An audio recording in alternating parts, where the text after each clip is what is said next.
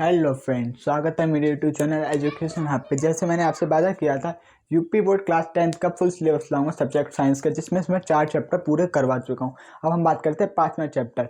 4 chapter सब पूरे करवा चुका हूँ रसायन विज्ञान के कंप्लीट। 3 भागों में हमारी साइंस, जिसे हम बोलते हैं रसायन विज्ञान, भौतिक विज्ञान और जीव विज्ञान। इसमें से एक पार्ट हमारा भौतिक विज्ञान रसायन विज्ञान का पूरा कंप्लीट होने जा रहा है। ये लास्ट चैप्टर हमारा 5वां चैप्टर। ये हमारे चैप्टर का नाम है तत्वों का आवर्त वर्गीकरण, periodic classification of elements. Periodic classification of elements में ये जो दिया है तत्व, पहले तो हम तत्वों की बात कर ले। तत्व होते क्या? तत्व मैं आपको पिछली 4 वीडियो में कंप्लीट रूप से समझा चुका हूँ। जिसे आप देखेंगे उससे आपका क्लियर हो जाएगा पूरा क्लासिफिकेशन ऑफ एलिमेंट्स। अब हम बात करते हैं आवर्त की। ये जो आवर्त लिखा है, इस आवर्त की बात करते हैं। आवर्त है क्या? आवर्त सारणी है जो दी गई है, न्यूलैंड्स का है और मेंडलिफ की आवर्त सारणी है। जो भी आवर्त सारणी आज पढ़ते हैं वो मेंडलिफ की आवर्त सारणी में आपको आवर्त सारणी दिखाना चाहूंगा। मेंडलिफ की आवर्त सारणी उल्टा पकड़ा दे इसे। ये है the gateway of success periodic table. ठीक है, ये सारे एलिमेंट्स ये हैं। ठीक है, कौन सा क्या है सब समझाया गया है। अब हम बात करते हैं वर्गीकरण की। अब हमारा नेक्स्ट है वर्गीकरण। वर्गीकरण है क्या?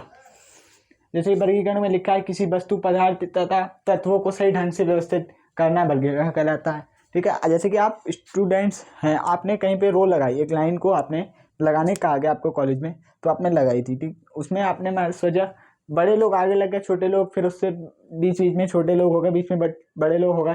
ये हो गई एक व्यवस्थित रूप से नहीं होगा, अब व्यवस्थित रूप से हो गई। अब इसको व्यवस्थित करना है, सबसे छोटों को आगे लाना, फिर उससे बड़े, उससे बड़े, उससे बड़े, ये व्यवस्थित रूप हो गया। इस तरह से व्यवस्थित करना ही वर्गीकरण कहलाता है। कि एक वर्ग में हो गए, हम देख रहे हैं तो सब ऐसे जा रहे हैं, छोटा को भी सब दिख रहा है और बड़े को भी सब कुछ दिख रहा है, आगे क्या हो रहा है। ठीक है, इस चीज को हम कहते हैं वर्गीकरण। वर्गीकरण कर देना। ठीक है, वर्गीकरण को समझ चुके। अब हम समझते हैं न्यूलैंड्स का अष्टक नियम। न्यूलैंड्स का अष्टक नियम है क्या?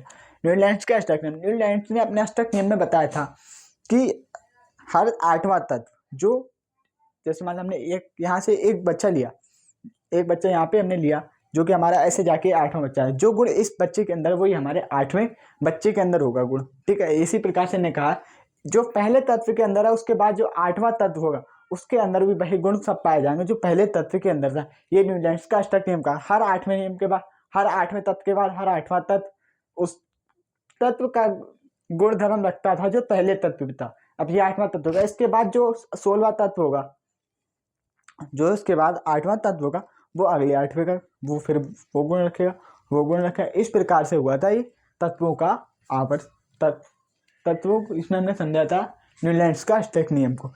ठीक है, अब हम इस नियम के हिसाब से समझते हैं। इस नियम के अनुसार न्यूलैंड से बताया कि यदि तत्वों को उनके परमाणु भार या परमाणु भार के बढ़ते हुए क्रम में सजाया जाए। अब हमने आपको बताया था हर 8वां गुण। अब बताया था हमने आपको एक रो, बढ़ते हुए क्रम की रो बताया था, उसी में बात आगे बढ़ते हुए। अब यहाँ सबसे छोटा उसका 8वें पे आएंगे तो उससे बड़ा ही होगा ना, तो जो सबसे छोटा गुण रखा है वो ही बड़ा गुण रखेगा। ठीक, अणुभार के प्रतिक्रम से आए तो हर 8वां तत्व पहले तत्व के समान गुण रखता है। हर 8वां तत्व पहले तत्व के गुण समान। आप समझ गए ना, ये न्यूलैंड्स का अष्टक नियम। अब हम बात करते हैं न्यूलैंड्स के अष्टक नियम की कुछ सीमित सीमाओं में ही रहा, जो इस प्रकार है। जो न्यूलैंड्स ने अपना अष्टक नियम दिया, आपके पास भी कुछ सीमित सीमाएं हैं जब तक आप स्टूडेंट हो, तो उस प्रकार से न्यूलैंड्स का भी जो अष्टक नियम था कुछ सीमित सीमाओं तक था, उससे आगे नहीं था। ठीक है, जैसे कि पहली सीमा ये थी, अष्टक नियम केवल कैल्शियम तक ही लागू होता था। जो कैल्शियम पदार्थ है ना, उस तक ही लागू होता था। प्रत्येक 8वें तत्व गुण आपस में समान नहीं होते थे। अब जैसे कैल्शियम तक के जो भी पदार्थ थे, पीरियोडिक टेबल जब बनाऊंगा समझाऊंगा तब आपको पूरे समझाऊंगा। यहाँ पे ये बात आई थी। ठीक है, अभी तो हम इसके हिसाब से समझ लेते हैं, नहीं तो आपको पीरियोडिक टेबल समझाता हूँ। ये हमने पीरियोडिक टेबल ली, इसकी कुछ सीमाएं थी। यहाँ से ही पहला तत्व स्टार्ट हुआ, ये 8वां 20वां तत्व आ गया हमारा क्या, कैल्शियम। ये यहीं तक सीमित था, यहीं तक सीमित था। इसके आगे जो भी जाते थे इनके हर 8वां तत्व आपस में गुण समान नहीं होते थे। ठीक है, ये हो गई हमारी पहली बात। अब हम बात करते हैं न्यूजीलैंड से जो अपना नियम दिया था, तब प्रकृति केवल 56 तत्वों को ज्ञात होने की बात कही थी। जब न्यूजीलैंड से अपना ये नियम लाए थे, न्यूजीलैंड से अपना जो अष्टक नियम लाए थे, वो सिर्फ तब उस समय 56 ही तत्व, कितने 56 तत्व ही मौजूद थे प्रकृति में जो बताए गए थे। अभी तो आगे तो कोई चलती रही, अभी बढ़ गए हैं तत्व।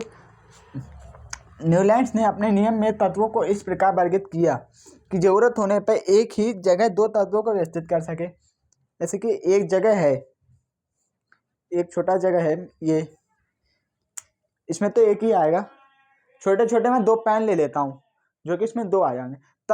जो कि कहा गया है इस प्रकार उन्हें व्यवस्थित किए कि जरूरत पड़ने पे 2 पेन, दो तत्व एक ही जगह पे, इसमें 2 पेन लगा सकता हूँ ना मैं एक साथ, तो उन्होंने ये कहा एक ही जगह पे 2 तत्व लग सके। इस प्रकार से उन्होंने अपना अष्टक नियम को व्यवस्थित किया था। अब इसका स्क्रीनशॉट ले लो आप।